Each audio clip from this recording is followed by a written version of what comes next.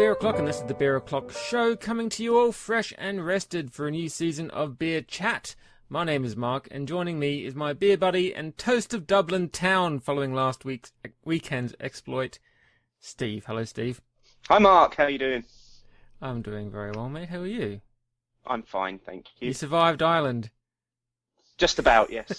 Just about in one piece, yeah.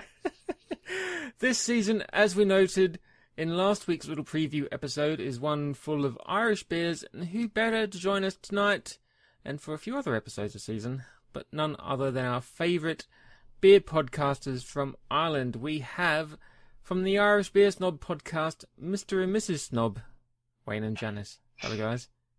Good evening, Mark. How are you? Hi, everybody. How are you?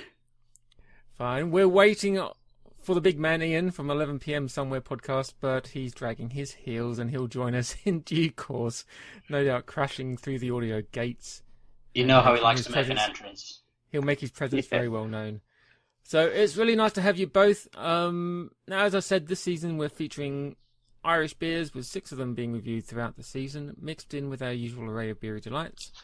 And our Irish friends here are going to be our occasional co-hosts. Kicking off the season, kicking off the year in style with Galway Bay's of Foam and Fury, a beer which everyone on Twitter seems to be talking about, no doubt purely because we're featuring it this week. It's getting itself a little bit of a rep amongst the Twitter elite, isn't it? Yeah, it's long since been established, hasn't it, over the past 5 seasons of the craft beer show? What's that? That's something new I've just invented. Of the Beer O'Clock show. Where we lead, others follow. So you know, we've taken again the decision to do the Irish craft beer scene, and lo and behold, everybody's talking about Irish craft beer. So we are once again leading the field. We are the trendsetters. Now let's kick off the show. We've got a few little bullet points to go through. Let's start with Wayne and Janice. What are the top beers you've drunk over the last month or so? Oh, difficult question. There's been some fantastic. Well, I'm probably going to go back to what I wrote in Golden Pints. Like, there's so many good beers coming out now at the moment. Like, we're trying one of the best in the country tonight. It's a really appropriate show launch in terms of it's got exceptionally good feedback on Rate Beer. The European Beer Bloggers Conference was in Dublin last July and got very good feedback from the likes of Matt Curtis and Chris Hall, who were over necking plenty of it. I suppose my favourite beer that I've drank in the last 30 days is probably a special by a brewery called Kinniger from Donegal, rural northwest Ireland. They've got a black rye IPA called Black Bucket, and it's an extremely limited special edition beer. Really enjoyed it. It was my last drink of the night on Saturday night, and I've got a couple of bottles squirreled away. But that's one of my favourite beers. Recently, my favourite beer of 2014 though was the Full Irish IPA by 8 Degrees Brewing. I think it's our answer or equivalent to Punk IPA in terms of it's a new departure for the brewery, but it's just 100% Irish malt, a load of American hops. Really, really amazing beer, and it's available all the time now, which is good, because it was only a one-off batch that they brewed, and then the feedback was so good they kept it going, which is what you want. And Janice? For me, it was, you've actually said Full Irish. That was one of my favourites as well, but I actually really enjoyed Bo Bristol's festival special that they had. They had an Imperial Red Ale, which is absolutely amazing, and you can't... I was there in the Norseman a couple of weeks ago as well on draft, and again it was just as good as it was when it was launched back in September. Yeah, I think there might be 1 or 2 kegs floating around, but there's not much of that left in Ireland at the moment. No thanks to Janice, obviously. She's had her fill. How about you, Steve?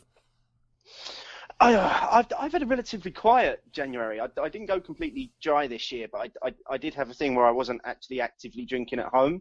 So I was only actually drinking while I was out. So I've not really got a great deal to report. I think probably a couple of the standouts were 2 of the beers that I did as part of the 12 Beers of Christmas this year. So the first one that leapt to mind was one of the Siren limited editions called Odyssey 001, which was an imperial barrel-aged stout, as you would expect from Siren. But then what they did right at the end of it, they blended it with Liquid Mistress, which is their red IPA, to give it this sudden hoppy hit. And that combination just worked so well. I was a little bit disappointed that I drank it so early on, actually, because it's probably one that would have done very well with going on the shelf for a couple of years, just to let those flavours develop a bit more. And then the other one, and this was a real standout for me, and it seemed appropriate to end the year on this beer as well. It was the last beer I drank of 2014, and it was Camden Town's Beer 2014, which was a barrel-aged box-style lager. Came in a massive bottle, which I destroyed on New Year's Eve. But it was just this beautifully sweet, dark lager that was, the only thing I can relate it to was like drinking JD and Coke. It was that easy, and it was that good to drink. And for me, like I say, I think it just typified probably one of the breweries that had the biggest impact in 2014 on the beer scene over here, which was Camden Town. Obviously with the release of their IHL towards the end of the year, to then finish the year off on a barrel-aged bourbon bock lager was just stunning. So that they were probably the two that really stood out for me while we've been off air, mate. I mean, you don't want to hear about the copious amounts of Halcyon that I drank over Christmas, No. because everybody knows that's sort of standard fare now, isn't it? But yeah. What about yourself, mate? What have you been drinking that's been quite standout? Well, I had a couple of beers that you've had before. I know that much. One that I actually had with you, which was the Colonel Motueka Southern Cross, which is their American IPA, and it has, I'm assuming the Motueka is a Kiwi hop. Yes. But yeah. that was a lovely one. And they did another one, which I had about a week later, which is the Motueka Citra Nelson, which, as you can imagine, with Citra Nelson in it, was grapefruity out the arse, but otherwise it was still very nice. Was that again from the Colonel? Were they both? That was from the Colonel as well, yep, yeah. Both from the Colonel. And the other one, which was a real standout for me, and this is one which will be no surprise to you, Steve, is that bottle of Riel Extra from Bira de Borgo that you gave me. Oh, yeah. That was fuck me dead. That's a gorgeous beer. Yes, yeah. I mean, the Riale is a great beer, but the Riale Extra was just took it up one notch, really, didn't it? Yeah, absolutely amazing. And we've got a visitor. Someone just popped in. I can see his little face from the 11 p.m. Somewhere podcast, finally joining us. He's only about 20 minutes late. It's Ian. Hello, mate. Good evening, tout le monde. We made a start without you, Ian. So you've missed out on all the good stuff. We've only just been going through what our top beers were over the last month. Do you want to quickly rattle off 2 or 3? My top beers for the last month have been 2 Brewdog beers, Dead Pony Club and 5am Saint. Everything else, don't care. Shock. I'm sorry, they just happen to be the beers I've been drinking the most and cooking with the most, so... Where's Hardcore IPA? And come on. Shh. Don't tell everyone. It's right up there with me saying I've been drinking a Halcyon, that is, mate. I know, yeah, exactly. Okay, next item, top 10 polls. Yes, again, this is just to say, again, a lot's been going on while I've been off the air. We ran the final one of our polls while we're off the air, which was one that I could only term as a top 10 crafty beers. This was things like saisons, sours, gozes, all those other sort of beers that didn't really fit into any of the other categories.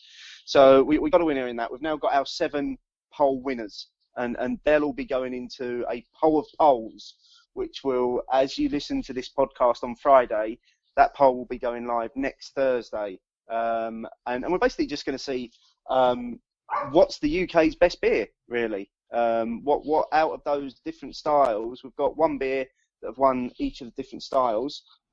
Let's just see what the UK really enjoys drinking in terms of those beers. So you only get one vote this time as well. You're not voting for a top 3. You get to vote for one favourite beer. Next point on the agenda, tasting events. There's one that I know of. Are there more than one, Steve? No, there's just the one that you're going to promote, mate, right now. Oh, God, away you I have go. to remember dates and shit, aren't I? Yeah. Okay, Sheffield, March 12th. Hop Hideout Beer O'Clock show. That's me and Steve are going to be doing a beer tasting event featuring a shitload of different beers at the Hop Hideout. Go there for tickets. Steve, what other details should I be sharing with the boys and girls? That's pretty good actually, mate. Just Thank you. Just really what the beers the beers that we're going to be tasting are all the beers that have won the different polls that we've been doing. So we're going to be doing all bar the Magic Rock Bourbon Barrel Bearded Lady, because that would be just silly to include that in a beer tasting event. So we're going to be doing Marble Dobber, Marble Pint, Camden Hells, Beavertown Gamma Ray, the Colonel India Export Porter, and Weird Beard Elusive Brews Lord Nelson. So there'll be the 6 beers that we'll be doing as part of that tasting evening up at the Hop Hideout on the 12th of March. What day of the week is it, lads? It's a Thursday. It's a Thursday night. And I've already got a special bacon breakfast lined up for Steve afterwards. Excellent. All the bacon. All the bacon. Steve, do you want to talk about the next item? Do you have the agenda up in front of you? I do have the agenda, just so people know that we do actually plan for these events and we're both working off the same script. We've got something happening soon, which we'll be able to reveal in full over the next couple of weeks. But just keep your ears out over the next few weeks on the show. Keep your eyes on Twitter. We're going to be doing something special and a little bit different with Harvestoon called Wee Beastie.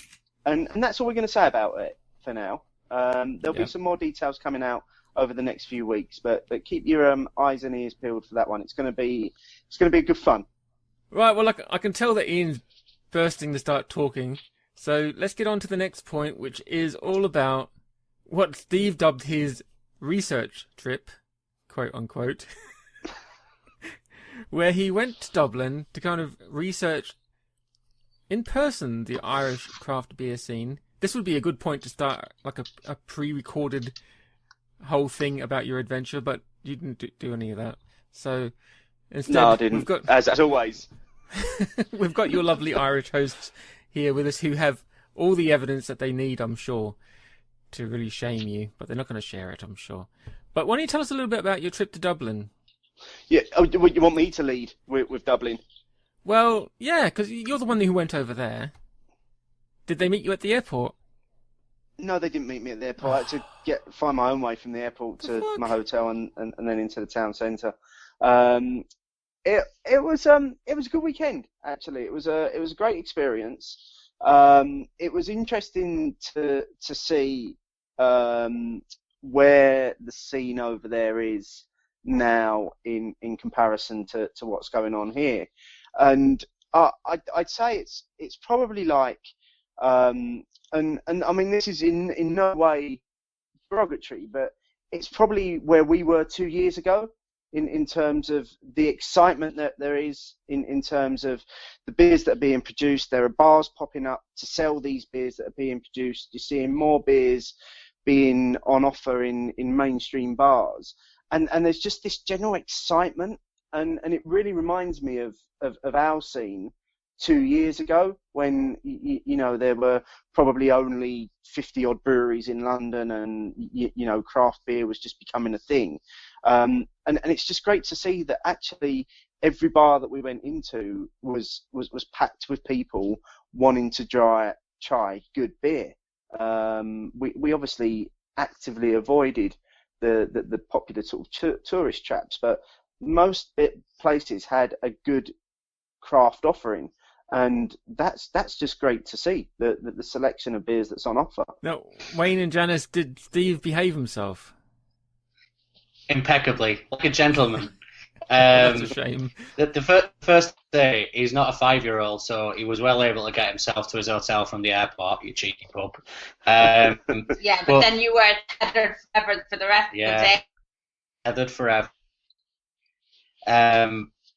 Yeah, like I think I was kind of selecting the pubs to go to. I got quite a mix of like pubs that are craft only and pubs that would have a mix of the more mainstream brands. I suppose like it's the Jubilee of Heineken in this country is very difficult to break down, and it's just, I thought it was a good representation of the scene in general, that there'd be some pubs that still have Guinness, Budweiser, Heineken, but also have a range of very good beers for those with more sophisticated palates. And then there was a few of the craft only pubs, mainly the Galway Bay ones, that only sell what will be craft beer. But he was happy enough and he behaved himself well. Ian, do you have anything to say for yourself? You're being very quiet, which is very uncharacteristic. No comment. What happens in Dublin stays in Dublin. I was going to say, Ian, you can't just keep saying no comment all night. You do get the whole idea of this co-hosting thing, don't you? That you do actually have to say something occasionally. Yeah, I know. I'm trying to defend your honour so you don't get besmirched. No, I don't think my honour needs defending. I think I behaved myself. I had some good beers. I may have gone out a little bit hard and fast on Friday and paid the price as a result of that, but it was a good weekend. It was I had a great time, and I just drank so much good beer as well that it's hard to kind of remember all the good beer that I drank. Right, and talking about beer, we've got a beer waiting for us, so let's get through some news before we get into the beer. So, Steve, yes, to you, mate. Right, I'm going to rattle through this because there's been loads of news while we've been off air, and what I've tried to do is to pick out the best bits. Okay, so bear with me on this. UK's top beard-friendly pubs named. Okay, ever wanted to know the top 5 most beard-friendly pubs in the UK? They are the Jolly Butchers in Stoke Newington, the Urban Tap House in Cardiff, the 23 Club in Liverpool, the Cock Tavern in Hackney, and all Brewdog bars across the UK, apparently, which kind of makes a mockery of it being a top 5. But this has been announced, and this just gets better. And this is a true story, by the way. The Beard Liberation Front, which is the informal network of beard wearers, has named its top beard-friendly pubs in the UK. The Jolly Butchers has retained the benchmark for friendly pubs. The criteria for judging beard-friendly pubs includes whether the venue is welcoming and has a number of beard-wearing customers. I'm sorry, are there pubs out there where people? Sorry, are there pubs in there where people go in with beard and get told to get out? I don't know. I can't imagine that there are. But apparently there is a scientific link between stylish beards and good pubs. So ends that story. Reading Football Club to offer craft beer at the Majeski Stadium. So Reading FC will be offering beer that's being brewed by West Berkshire Brewery at the football club. The award-winning classic bitter Good Old Boy will be on offer in the East Stand. So any Reading fans that listen to the podcast, there's some good news for you, I guess. Staying on the sporting theme, Surf's Up for Cornish Lager Corev and say Surfing GB. So Corev Cornish Lager are now the official beer of Surfing GB through the Corev brand, and will play a key role in all Surfing GB competitions. If you're interested, Corev is the traditional Cornish word for beer. Craft Beer Rising is coming back to London in a few weeks' time. Mark and I were going along to this, aren't we, to sample all that's on offer. From the 19th to the 22nd of February at the Old Truman Brewery in London, there will be 70 breweries showing off their wares, including, and I'm just picking some out here, Bad Seed, Northern Monk, Four Pure, Hop Stuff, Beavertown, Brewdog, Camden Town, Dominion, Harvestoon, Hiver, Ilkley Brewing, Thornbridge, Thwaites, and the list goes on and on and on. Craftbeerrising.co.uk for more information. Running alongside Craft Beer Rising is the London Beer Week 2015. This was the thing where you buy your wristband and you get special deals in bars. Follow them on Twitter at LDN Beer Week. And then it wouldn't be news without a double Brewdog whammy to finish with, would it, Mark? No. Are you excited for the Brewdog news? Yes. Ian, how excited are you for the Brewdog news? Yeah! Yeah, you probably already know this anyway. I imagine they texted you before it went live. Okay, so the two Brewdog stories. Firstly, they are looking at opening bars in the US and increasing their global presence. So they want to open up a couple of bars on the back of the success of the Brewdogs TV show in the States. I think they're actually going to look to see if they can produce some of their stuff in the States as well, so that it's fresher out there as well. So they're also looking at China, South Korea and Australia as well for bars. And they've got another bar opening up in London, which isn't a bar, but it is a bar, but it's a bar that sells food, so it's a restaurant that sells Brewdog beer, and it's called Dog Eat Dog. That's going to be in Islington, opening very soon. But it is not a Brewdog bar, because Islington Council did not want a Brewdog bar. It is a Brewdog restaurant that sells Brewdog beer. So Dog Eat Dog, keep your eye out for that. And the other one, and probably the biggest announcement, came last week. This is the announcement that they are now going to be importing beers from Stone Brewing Co. in the States. They will be importing the entire product range all year round, which includes beers such as Stone Go-To IPA, their Ruination, Arrogant Bastard Ale, limited release beers, and the like. It will be available in bottles and kegs in all of their bars and for other trade customers, and they are currently in discussions with other craft breweries around Europe and the States, hoping to announce further import and distribution deals throughout 2015. If that wasn't enough news about the States, one final story is one of the things I did do while I was off there. I went and appeared on somebody else's podcast. I know, it's a shocker. You blew me out, Mark, so I had to do it on my own. Sips, Suds and Smokes is an American podcast that wanted to review some British beers, so they asked us to get involved, and I went on and reviewed 3 Fuller's beers with them. That show goes live the same day as this one, so you'll be able to download that show and listen to me talking in a very questionable American accent from Friday the 6th of February. And so ends the longest news in Beer O'Clock Show history. Right. Please let somebody else do some talking now. Boys and girls, let's get into this beer quick before it goes too warm. Yeah, hurry up, your beer's getting warm. So, Galway Bay of Foam and Fury. Galway Bay are from where? Don't say Galway Bay. Yeah, It's literally Galway. Galway Bay. Oh, bloody hell. The brewery actually started in Salt Hill in Galway. Literally, it's a brew pub and it goes out onto the seafront. And recently they've moved a little further inland, still just on the outskirts of Galway, but on the Dublin side of Galway, in a much larger production facility, because they've just grown phenomenally over the last 12 months. With additional bars opening up across Dublin and in Galway as well, to take them to be able to have a core range of 10. And a Foam and Fury is like their beast. So it's an 8.4% IPA, yeah? Yeah, It's like double Moby. IPA. It's Double big IPA. beast of a thing. Yeah. All their beers tend to have a very nautical theme to the names. Yeah, I love think the only name of Heathen Foam was the and one that Fury. didn't, isn't it? Yeah, Heathen is the exception, yeah. Right, so I hope you've all got yours poured.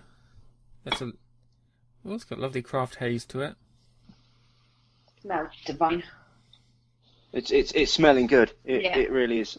I mean, I was obviously lucky enough to try this, probably a little bit fresher from the keg at the weekend, and the aroma on that was just amazing. It was like this amplified.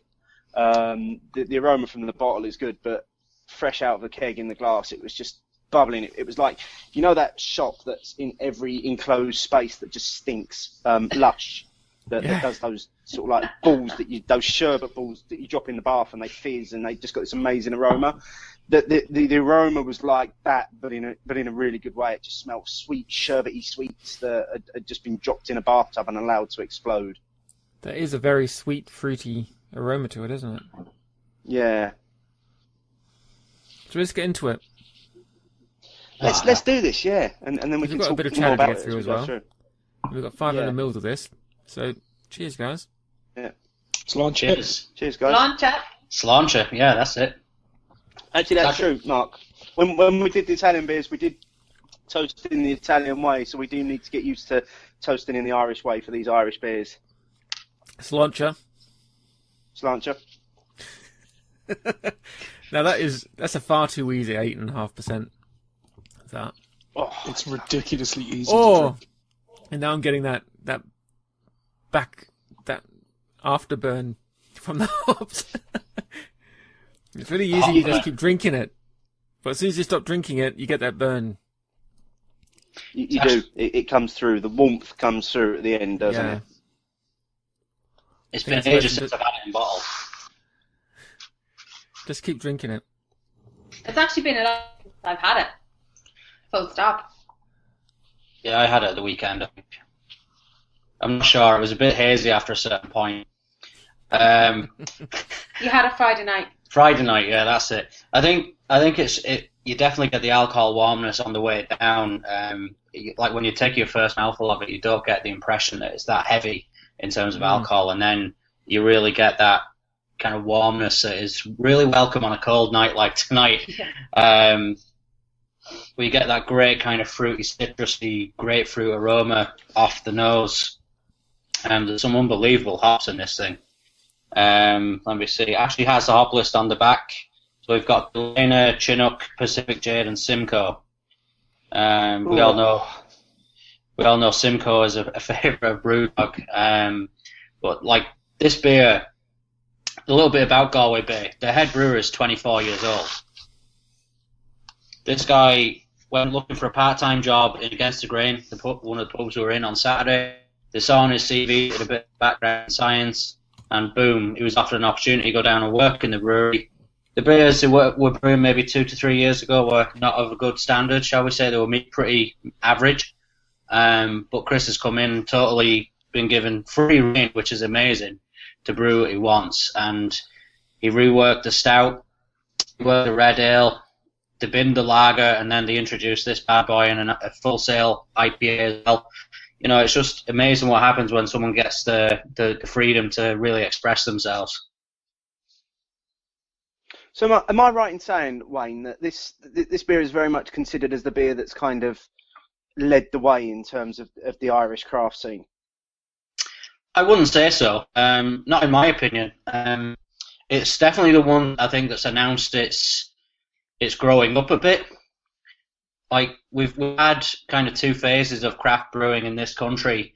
You know, up to the late 90s, early 2000s, there would have been a few hanging around, and like literally a lot of them went, and all that was left really was Gallo Brewing Company, Porthouse Brewing Company, and the main reasons, and Franciscan Well as well, later on, the main reasons they were still around is because they had, in the case of Porterhouse, they had a route to market, as in their own bars, and they exported a lot. And in the case of Carlo Brewing, they exported 90% of what they made, and only 10% was sold in Ireland. So they were able to keep going. Back in, I can't even remember what budget it was, there was an announcement for excise rebate for breweries that produced it under 1,000 hectolitres. It was a real shot in the arm for the industry. It gave people who were maybe hanging on that little bit of hope to keep going. And then it also kind of allowed the newer entrants and the newer phase to come through. So then we had the likes of Galway Hooker, Galway Bay, kind of pop up in the late 90s. And currently the latest standing brewing companies in Ireland now, we've about 75 in the total island of Ireland, which is, you know, probably a population of about 6 million people.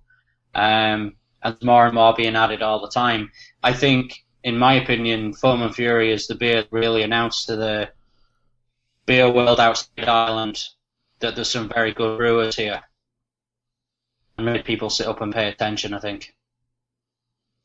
And we visited what felt like every other bar was the Galway Bay bar at the weekend, and I know we spoke about why we're in the bars, that and you mentioned it there, that's how they've got their beers to market, and that's how they've become so popular in Ireland, because rather than try and distribute their beers to other people to sell, they've basically just opened up great bars that people want to go to and put their beers on.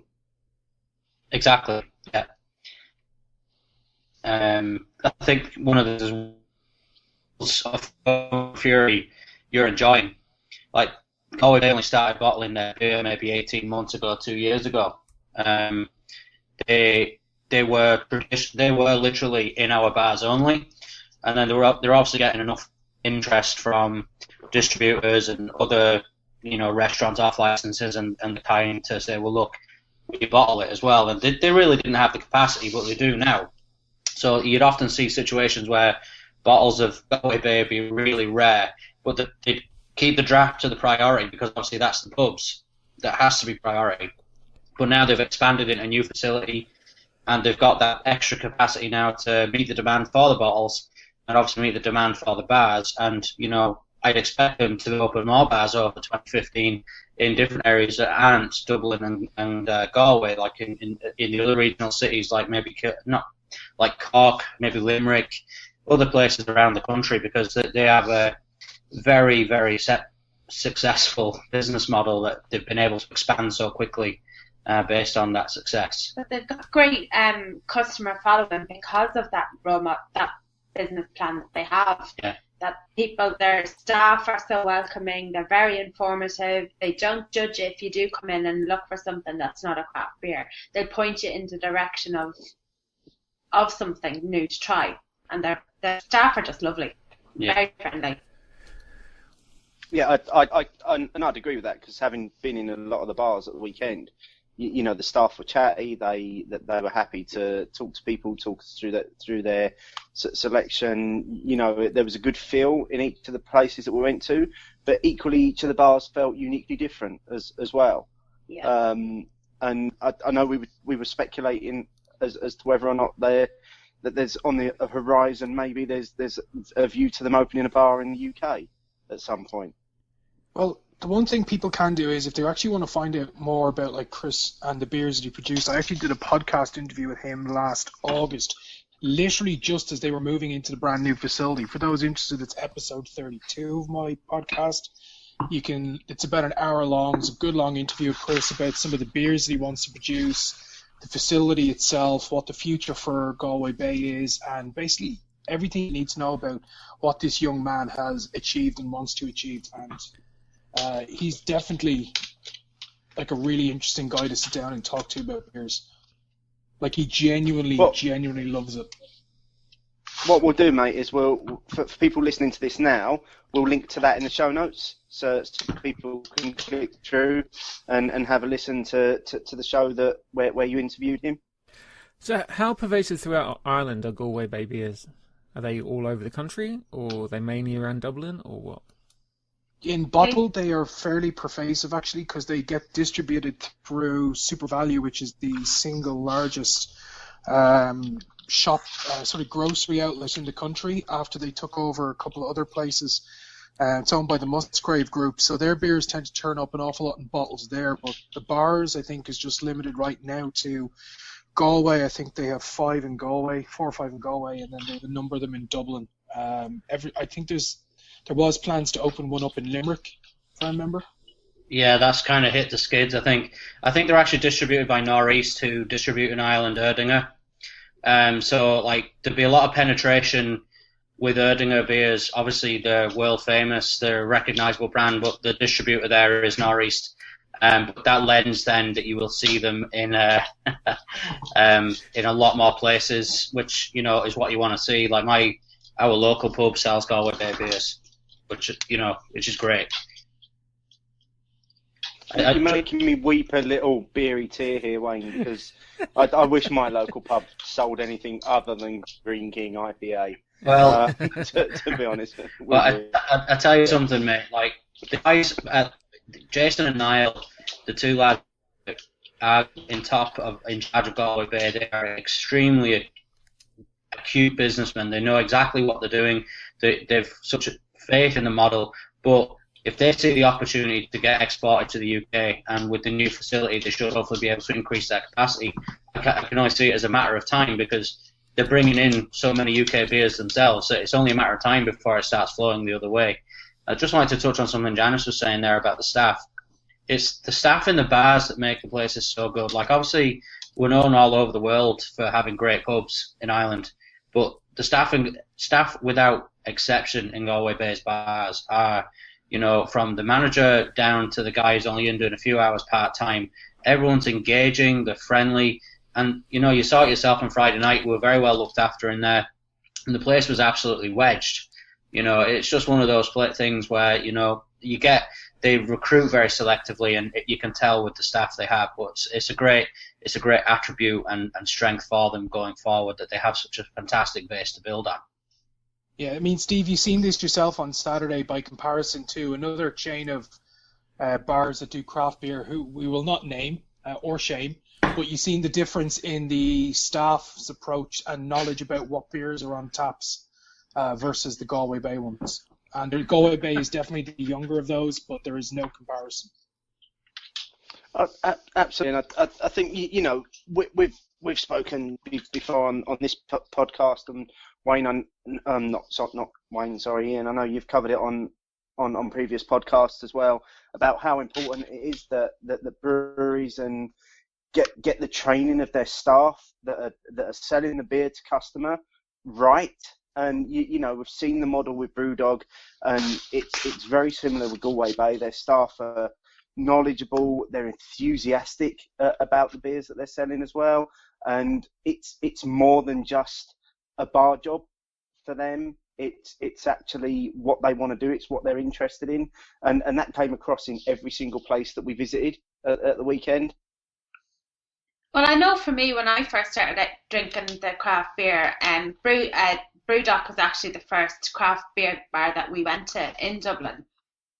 And if it wasn't for the staff and their knowledge, I don't think I probably would have gotten into it as much as I am now. Like they didn't judge me, and I didn't feel intimidated going in there. And now I can go in there on my own without Wayne and enjoy a few drinks waiting for him for the bus. Yeah, I think there was a manager who was in BrewDog when it first opened, right from the day it opened, and he was there for the first year and a half, Paddy.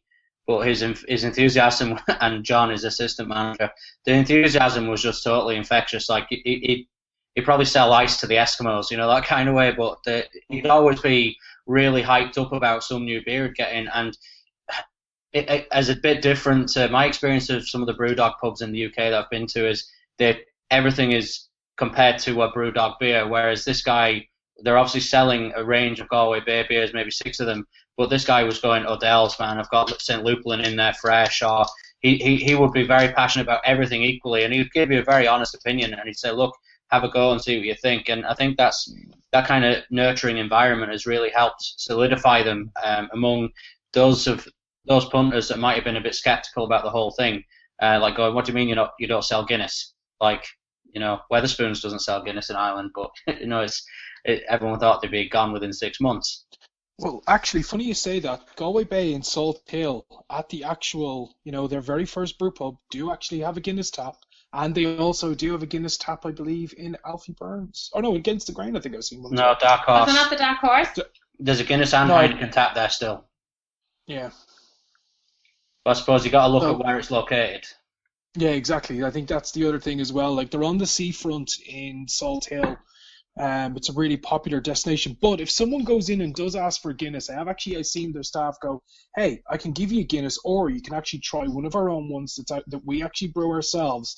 And if you don't like it, yeah, I'll pour you Guinness, there's no problem. So I like the fact that they rather than just capitulate, they'd actually take the time to do that. And they do it in such a friendly and really energetic manner as well. And they will describe the beer. And I've actually seen someone, after trying it, Buried at Sea, which is a chocolate milk stout, because for a while last year, Stormy Port actually wasn't really as available. So the de facto stout was Buried at Sea, which I think you guys did on one of the podcasts.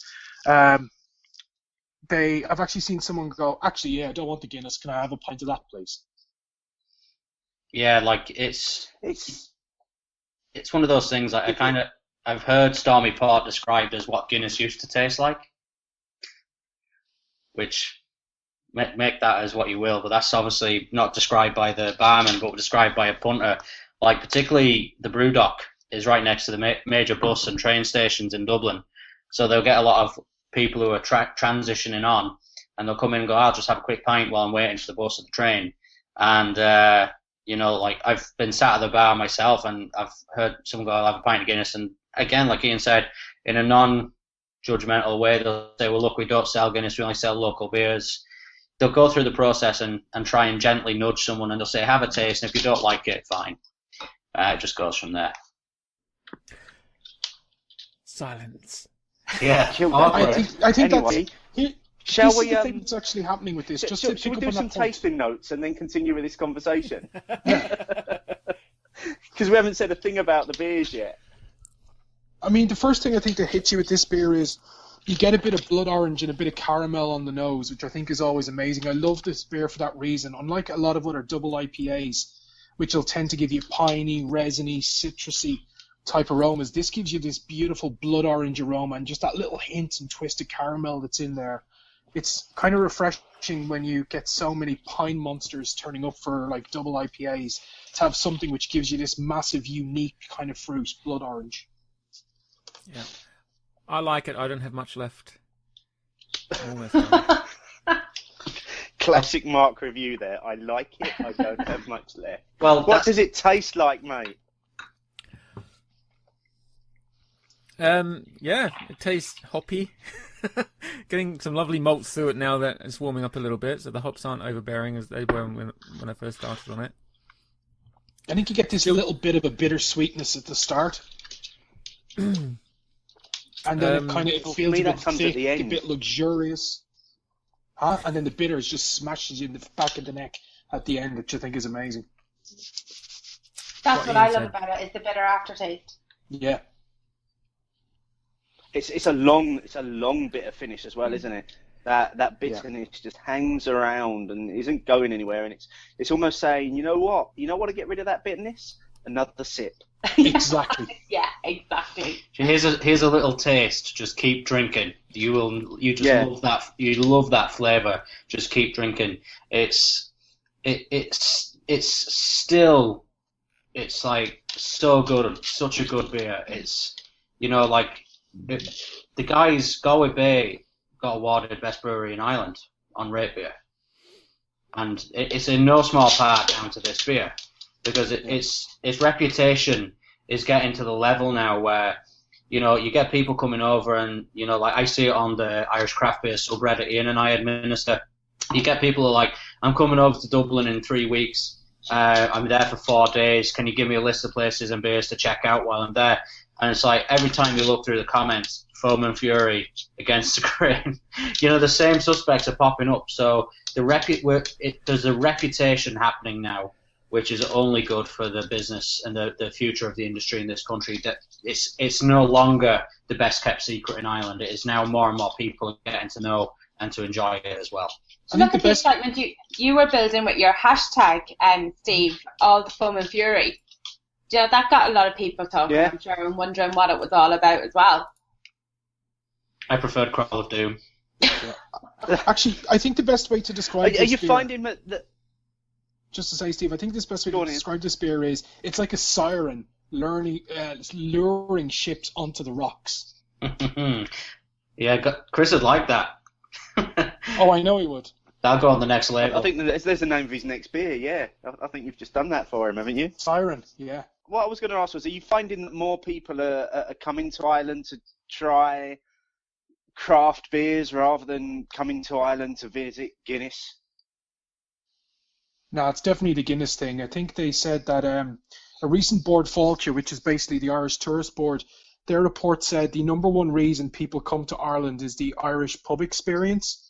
And if you think about it, like the contribution of Guinness to the Irish tourism sector, in terms of, I think it's like a huge, massive proportion in terms of like revenue that the tourism sector actually turns up. So I think the whole tourist thing for craft beer, I think Bord Fáilte have definitely dropped the ball. I repeatedly accused them of this. They don't seem to realise that in other countries their tourist sectors, especially if you think about San Diego, they'll do a heck of a lot to go and promote the fact there is so many breweries that you can go visit in San Diego, or any of these other kind of, I would say, beer meccas that you can go to. And they seem to ignore the fact there are 75 breweries in Ireland right now, and most breweries actually operate tours, and they don't want to do anything to help them. And I don't know why that is. My suspicion is they don't want to do anything to damage the amount of revenue that Diageo get from visits to St. James's Gate. That's just an observation. It's not fact, and it's just my opinion. I just thought I'd state that for the record.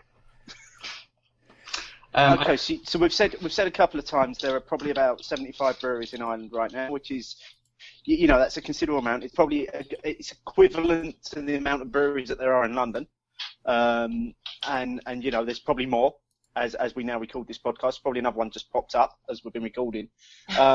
We are, in addition to the Firm and Fury, we're doing 5 other Irish beers this season that you guys have selected for us.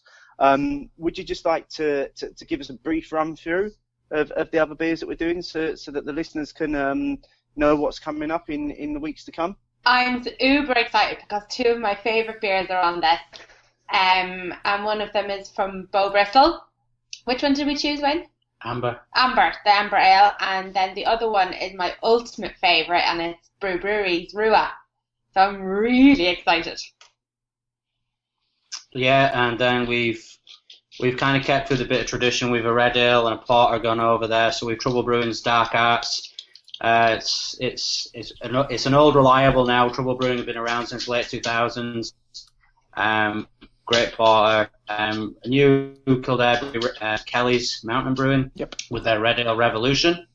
And lastly, Black's Black IPA. Oh yeah. So okay, so it's a nice selection of styles as well that we're going to be sampling. Yeah. Throughout the series. That was the idea, to kind of give you a broad range. We could have just sent you over all the Irish IPAs, but there'd be no fun in that. You can never have too many IPAs, in my opinion. Matt might disagree. Maybe. Where's the nice Irish golden ale? That's what I wanted to know. Oh, there are no golden ales. Stop. No, I think this is.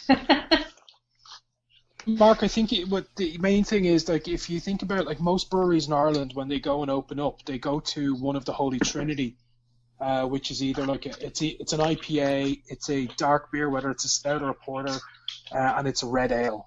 And one of the more respected brewers in Ireland has actually on several occasions said that when you're going to start a brewery, for the love of God, do not go near the Holy Trinity. Walk away and go and do something you really, really like. Stay the hell away from the Holy Trinity. And there are a couple of breweries, like Rascals, who have come out with their ginger porter.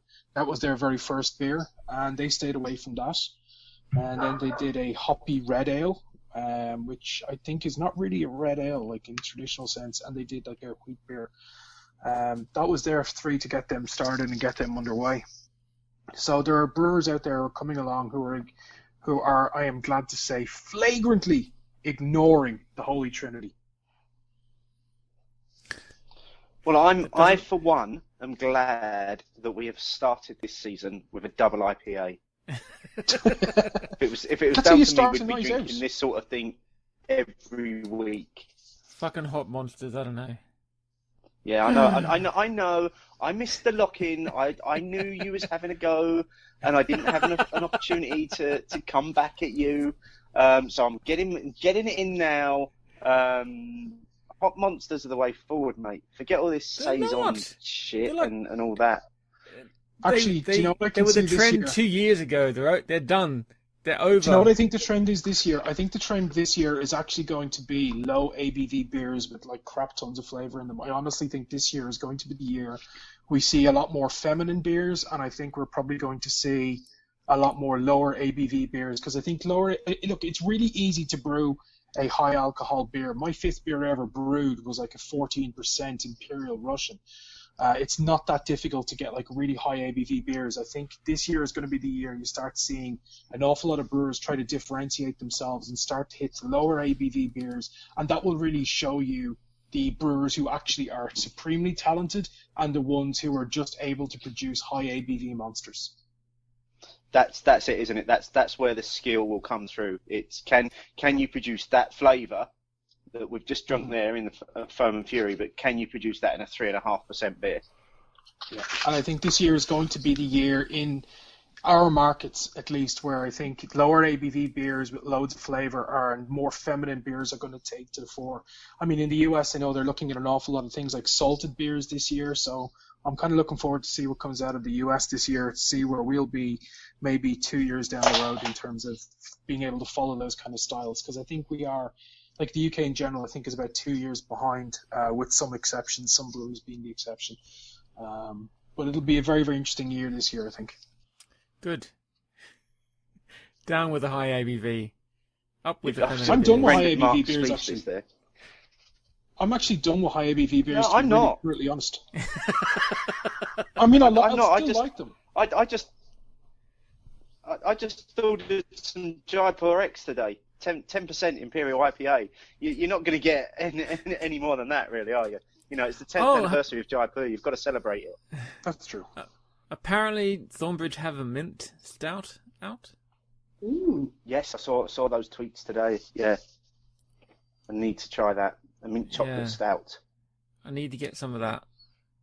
I have so much stout here to drink. It's like I said, like when we were speaking earlier this year, Steve, that earlier this year, a month ago, a few weeks ago, that this was going to be my year of the saison, but it's actually turning to the year of the stout because I have so much of the shit to drink.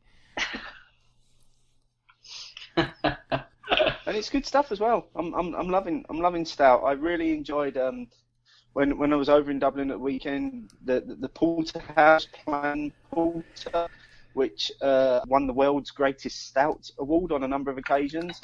Absolutely cracking pint. It spent about 30 seconds in my glass. I really enjoyed doing the comparison to drinking this in a bottle tonight and having it on keg at the weekend. Keg just felt a little bit sharper, a little bit fresher, had a little bit more of an edge to it. But the bottled version is a lot more well balanced. It does give you big, piney sort of caramel flavours up front, leading through to a lovely bitter finish. It's a really incredible double IPA. We're big fans of it here. Yeah, no shit. All the foam and fury. All the foam and fury. And if there's not foam and fury, you can get second run-ins, which is like a 3.8% table beer, which is just as amazing and even more crisp and fresher than this one. I think that is. Yeah. I think if the plain porter was a contributor to my downfall on Friday night, it was the Via Maris that finished me off.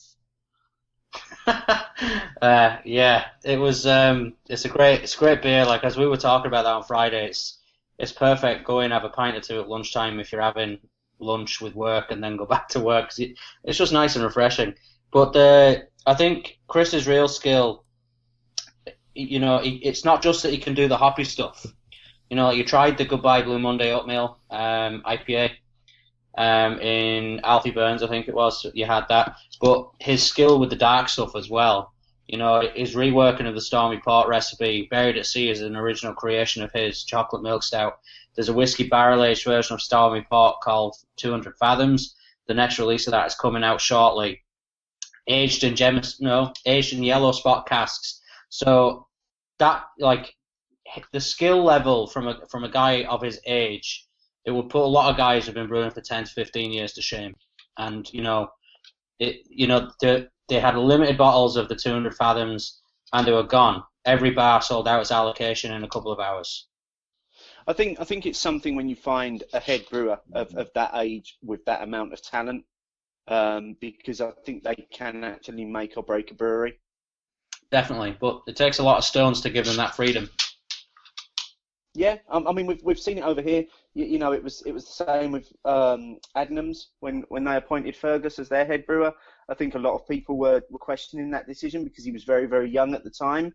But I think he's proved his worth there as well, and I think we've still more to see from him as well as he's allowed more of a reign to experiment out of what is one of the biggest regional producers in the UK now. Well, that's it, and it's what you want to see. So, when are you coming back to Dublin, Steve? As soon as I possibly can, mate. Honestly, it's probably cheaper and quicker for me to get there than it is anywhere in the UK by train. So if I want to come for a beer, are you free next Saturday night? I might be over. It's almost cheaper than to get to London, to get to Ireland. And I'm off this weekend. Yeah, I don't I'll think. see you at 5 o'clock then. Yeah, I don't think Ryanair's pricing model works that way. Funnily enough. Mark, you'll have to come over the next time. I will be back. Let's see how this season goes, and maybe I might need to come back for another research trip at the end of the season. And suddenly we're doing an Irish season every season. Or at least one Irish episode. Why not? Right, guys, very quickly, tell us how our lovely listeners can get their hands on these 6 Irish beers that we're doing this season. Because there's a little deal they can do. Somewhere they can buy them. We have teamed up with one of Ireland's leading independent licenses. So all 6 beers that are featured on season 6 of the Beer Clock Show are available to your listeners. They will deliver to the UK.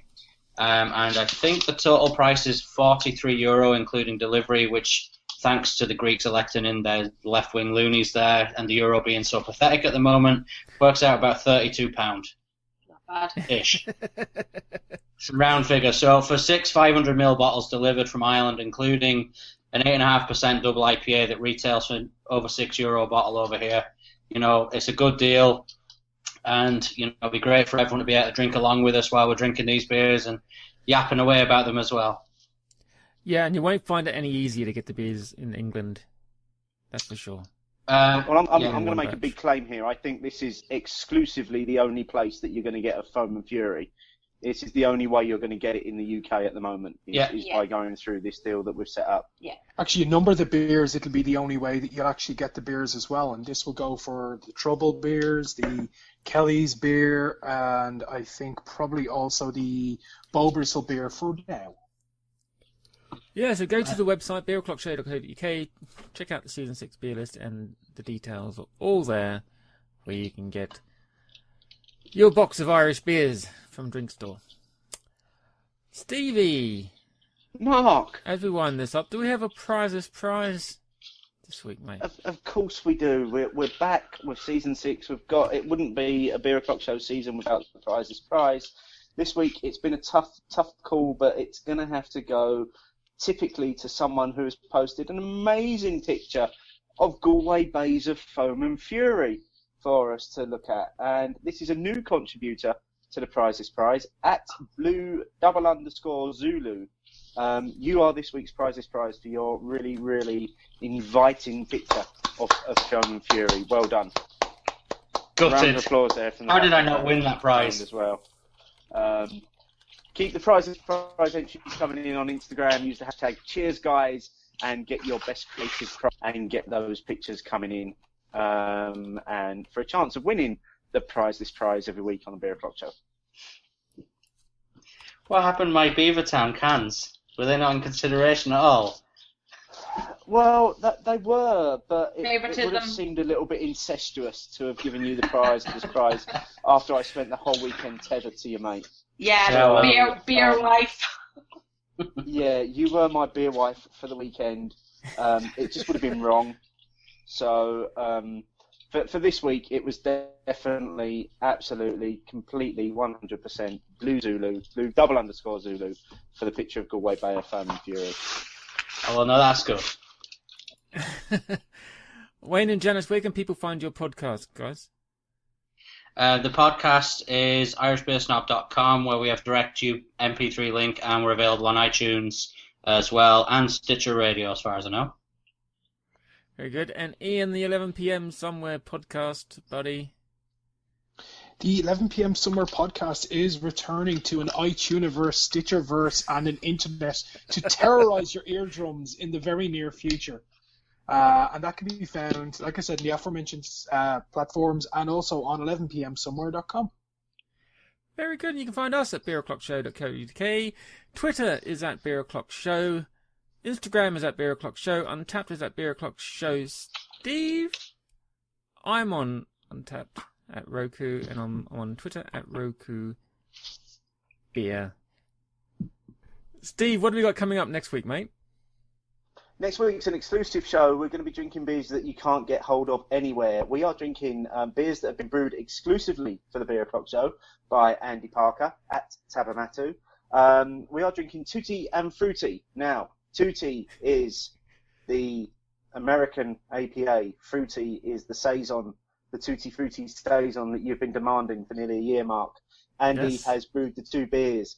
They are from the same base recipe, but they are split by their yeasts. So Tutti is an American APA that's been brewed with an ale yeast, and Fruity is a Saison that's been brewed with a Belgian yeast. So it's going to be an interesting show as we try those two beers, and we talk to Andy about the process that went into brewing and splitting those beers. And the process of you elbowing your way into my idea and splitting the beers so you could actually get your little hop bomb. Well, right, if you had actually been an indie man, you would have been able to have stopped that conversation from happening. Yeah. It's all my fault. It is right, well, fault, that's that's next week. Janice, Wayne, and Ian, thank you very much for joining us this week. We look forward to having a few more episodes this season with your lovely faces and your lovely voices on the show with us. Thumbs up all round. Thanks for having us on, guys. Thanks for coming on. It's been a pleasure being on with you guys. Indeed. The Beer O'Clock Show is proud to be supported by Ales by Mail, your premier destination for bottled real ales delivered directly to your door. Visit alesbymail.co.uk and use the discount code BOCS10 for a 10% discount on their entire bottled range. Mate, yes, just before we go, but this is quite important to me that I want to mention this. While we've been off air, I lost my mum to cancer. So I'd just like to dedicate this show to Mum's memory. I know she's smiling down on us somewhere, so cheers, Mum. Cheers, Steve's mum. Cheers, Indeed. Steve's mum. Much love to you and yours, Steve. Thank you all, guys. Really appreciate that. Until next week. Cheerio.